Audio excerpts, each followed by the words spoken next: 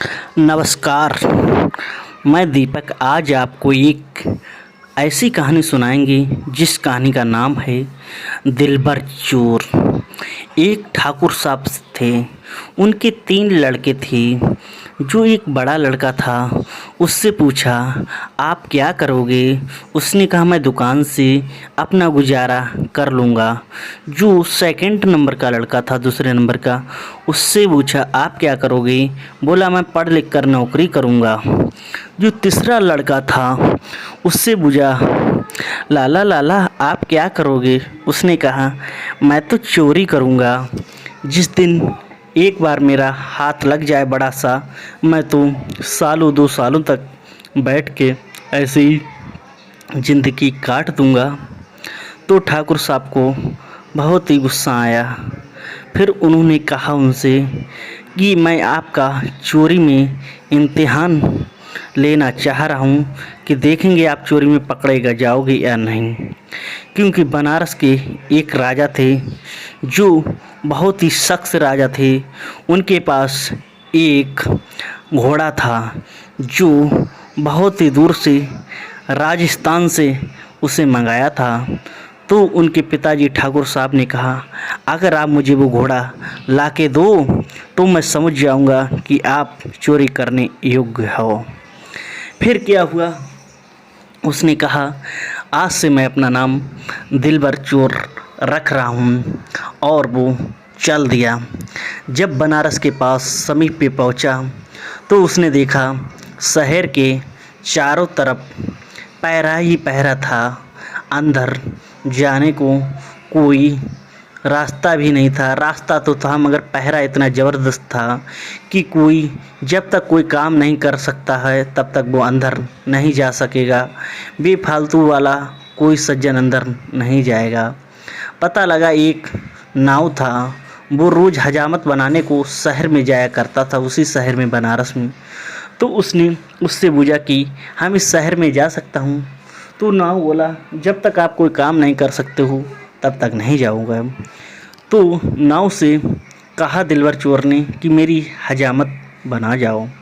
फिर नाव ने कहा, यहाँ तो पानी ही नहीं है, मैं आपकी हजामत कैसे बनाऊँ? फिर उसने दिलबर चोर ने कहा, वो देखो सामने एक नदी बह रही है, वहाँ से आप पानी ले आओ और मेरी हजामत बना दो।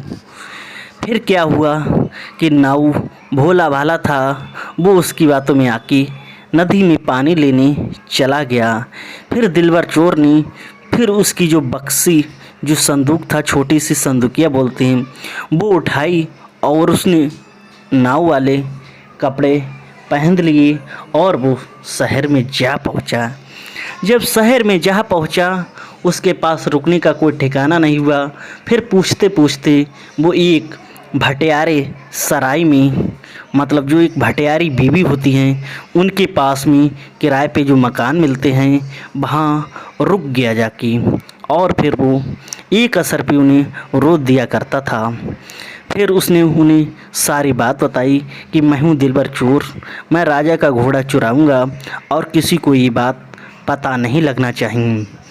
फिर उसने एक चिट्ठी लिखी कि राजा, मैं आपका घोड़ा चुराऊँगा, आप सावधान हो जाएं। तो भटियारी बीवी ने वो चिट्ठी राजा के दरबार में पहुंचा दिया। अब राजा बोले कि ये तो घोड़ा अब चोरी हो जाएगा। तुरंत राजा ने उस घोड़े के लिए पहरेदार लगवा दिए। फिर क्या हुआ, उससे कहा, घोड़े को जो रात में रखाएगा उसे मैं 5,000 रुपये का इनाम दूंगा। अब 5,000 के लालच में एक सुनार था, वो लालच में आ गया।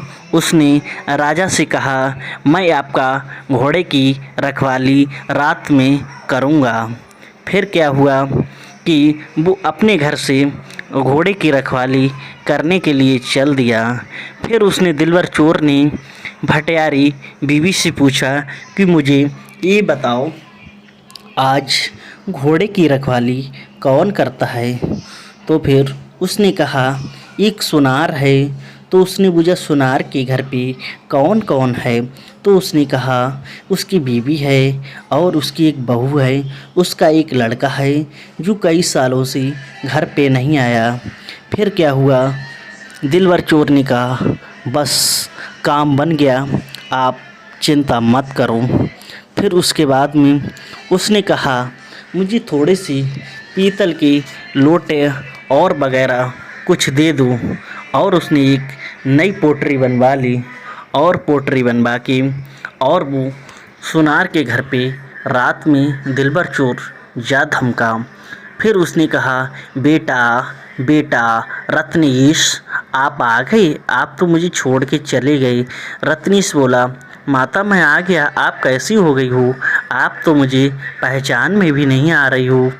तो माता ने कहा आपको तो 12 सालें हो गई हैं, फिर पहचान में कैसे आऊँगा। फिर क्या हुआ, जब 12 सालें हो गई तो उसकी जो लड़के की बहू थी वो भी बहुत ही परेशान होने लगी। जब बहू रत्नेश की बहू बहुत परेशान होने लगी, बोली आप कहाँ चले गए, कि आप बताओ आप क्या लाए हो मेरे लिए, आप माता पिता के लिए भी लाए हो, मेरे लिए भी कुछ लाए होगी। तो उसने वो पोटरी खनका दी, मैं तो आपके लिए बहुत कुछ लाऊं हूँ, ये बताओ पापा कहाँ गए हैं।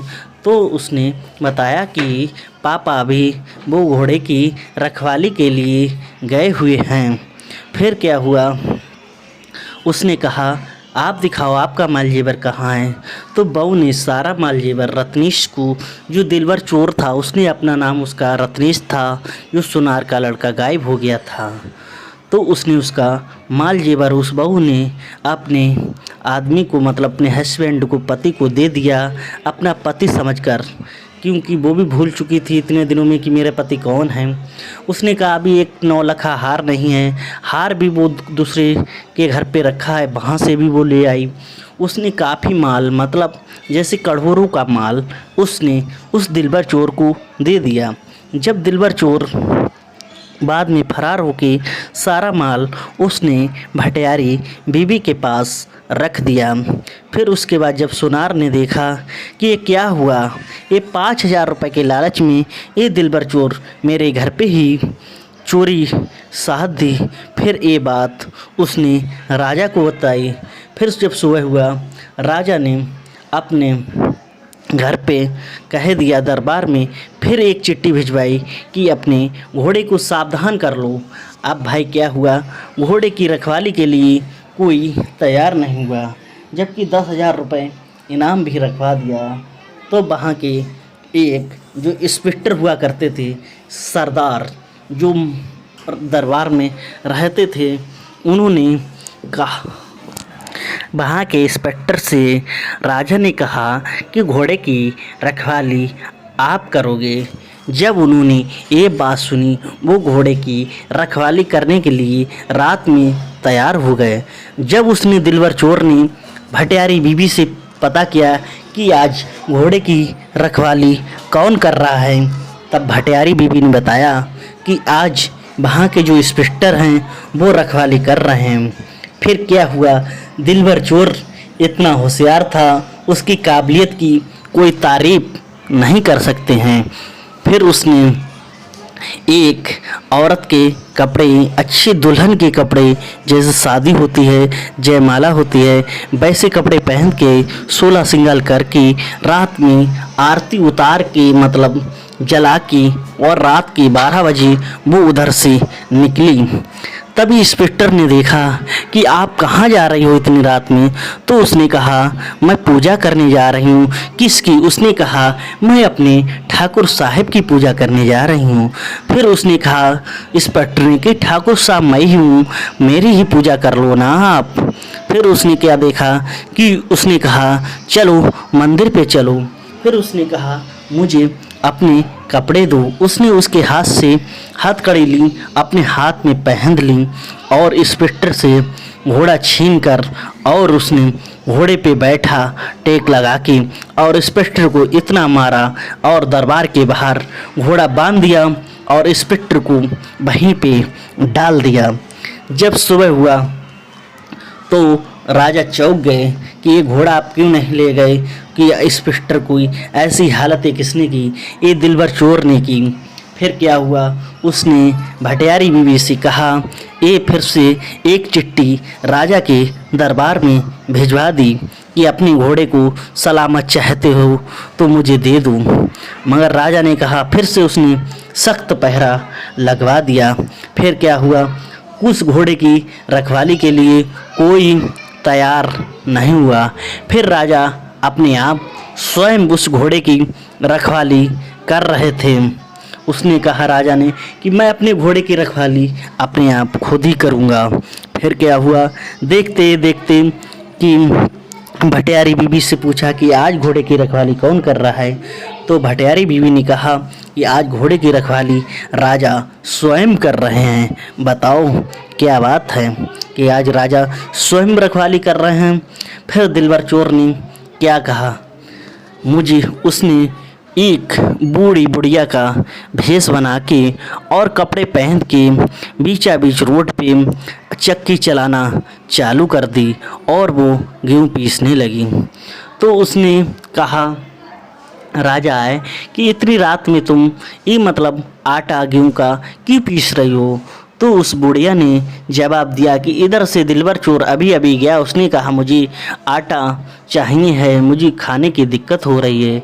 फिर राजा ने बुढ़िया से कहा कि तब तक मुझे चोर पकड़ने में बहुत ही आसानी होगी। तभी राजा ने क्या किया कि बूढ़ा के कपड़े फटे हुए राजा ने पहन लिए और अपने कपड़े उस बूढ़ा को दे दिए। जब ये हुआ तो बूढ़ा के कपड़े उसने पहन लिए। अब दिलबर चोर को मतलब बूढ़ा को वो राजा ने घोड़ा भी दे दिया कि अब हम यहाँ मतलब आटा पीस रहे हैं, दिलबर चोर आएगा तो मैं उसे पकड़ लूँगा। फिर क्या हुआ, उसने दिलबर चोर ने राजा के कपड़े भी पहन लिए, राजा के कपड़े भी दिलबर चोर ने पहन लिए। अब वो दिलबर चोर था वो तो राजा बन गया, घोड़े ले लिया उसने, और जो राजा थे वो बूढ़ा बन गए दिलबर चोर को पकड़ने के इंतज़ार में। फिर क्या हुआ कि दिलबर चोर ने कहा, मैं हूँ दिलबर, राजा ने कहा मैं ही हूँ दिलबर चोर। अब राजा के होश हावड़े उड़ गए, ये क्या हुआ, मैंने ये क्या कह दिया। अब राजा मुंह देखते ही देखते रह गए। अब अपना वो घोड़ा लेके अपने घर पे पहुंचा और पिताजी से कहा, देखो मैं गाकर बजाकर बताकर ये चोरी करके लेके आया हूँ। तो उनके ठाकुर साहब ने कहा, कभी गरीबों को मत सताना और ये घोड़ा राजा का वापस करे आओ, और कभी किसी को परेशान मत करना, गरीबों को कभी मत सताना, गरीबों की मदद न करना। दोस्तों, अगर आपको ये कहानी अच्छी लगी हुई हो तो प्लीज़ चैनल को सब्सक्राइब ज़रूर कर दें। धन्यवाद।